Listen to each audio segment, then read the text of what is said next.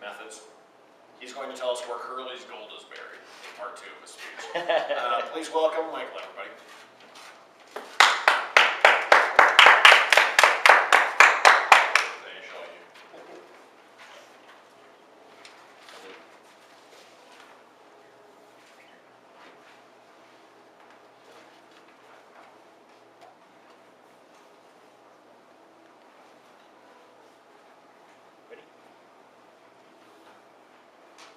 Like to be the kind of person people look to when a situation calls for calm.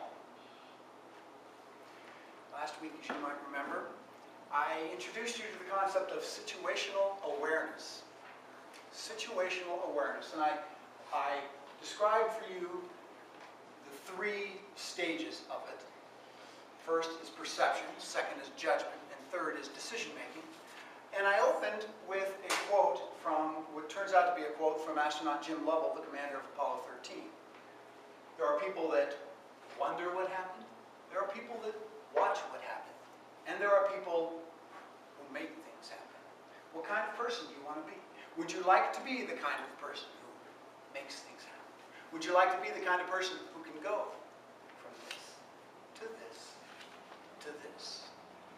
So in this part 2, situational awareness, I want to introduce you to the levels of awareness involved in situational awareness, the mental attitudes involved in situational awareness. And they are covered by an acronym, which he pronounced in his own way, TORAPAC. I know that's awkward, but that's the way it turns out. An acronym, TORAPAC, T-O-R-A-H-A-F-A-N-C. There are 5 levels of awareness in situational awareness.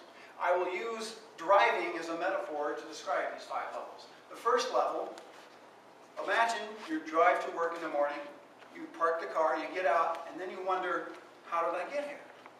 You were totally tuned out, T-O, TORAPAC, T-O, tuned out in the entire drive. You paid no attention to it whatsoever. You just found yourself there.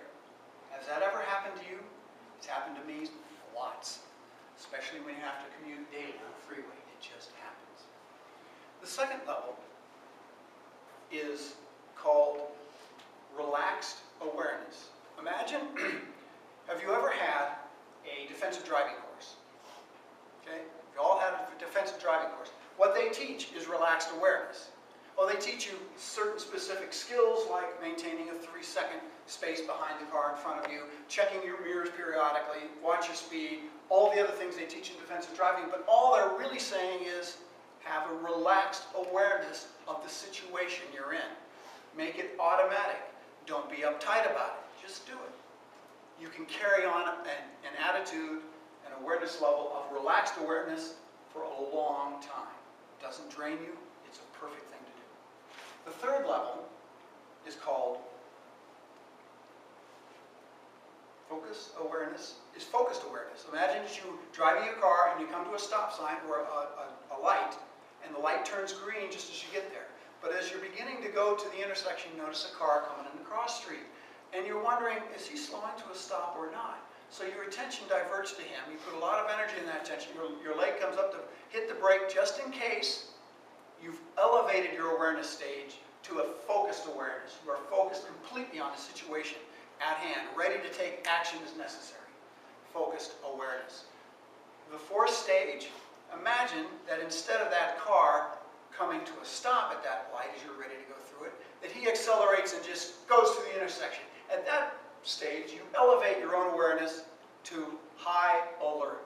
And you slam on the brake, and you you do anything you need to do, take evasive action, whatever it is, you're in a state of high alert. Now, imagine instead that you're approaching this intersection, and the light is turned green, and you're coming through at the speed limit, and some car comes out of nowhere at 80 miles an hour coming right in front of you. At that point, time slows down. You see your life flash before your eyes, and you're frozen on the wheel.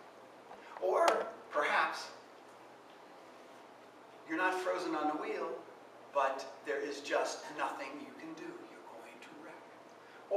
perhaps in approaching that intersection, it had been a long drive, and you fell asleep. All three examples are examples of the final stage, which is comatose, sometimes known as Weltschmerz. Who can resist? So those are the 5 levels of five mental levels of awareness in situational awareness. One needs to one needs to develop relaxed awareness in every situation. So I use driving as a metaphor. However, driving, it's not just in driving, it's not just in soldiers going out in combat, or police going out on the streets, or firemen entering a burning building. This concept of situational awareness can be used in your daily life, whatever you do. Imagine you walk into your office in the morning, you turn on the computer, and you immediately go to Facebook. You've tuned out. Or imagine you've turned on the computer, you go into your emails, and you start answering your emails. You're in a relaxed stage of awareness. Or imagine that your boss sends you an email and saying, you know that meeting we're going to have at 9? And the report I want to have it at 8:30, and you haven't even started the report yet. So you go into a stage of focused awareness. And then 5 minutes before the meeting, your boss calls you on the phone and says, you got it, the client's in here right now, you got to come right now with the report, and you go into high alert. And then imagine you walk into the boss's office with a report, the boss hands you a letter of termination, and you go comatose. If by developing your situational awareness, you can develop great self-confidence because you approach every situation in a state of relaxed awareness. You can become more productive in your work because you avoid all of the pitfalls and all of the minefields that are involved in situations that you walk into being tuned out or comatose. And you